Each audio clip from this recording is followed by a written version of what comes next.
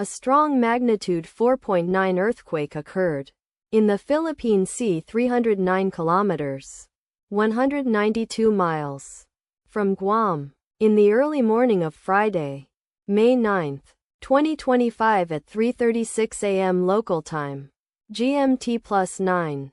The depth of the quake could not be determined, but is assumed to be shallow. The quake was not felt, or at least not reported so. First to report, BMKG after 9 minutes.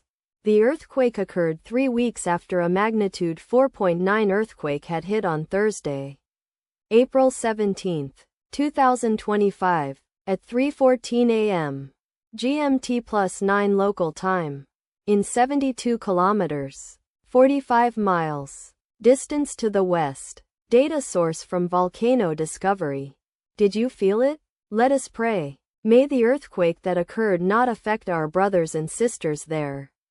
May the earthquake not happen again. And may God protect everyone. Amen.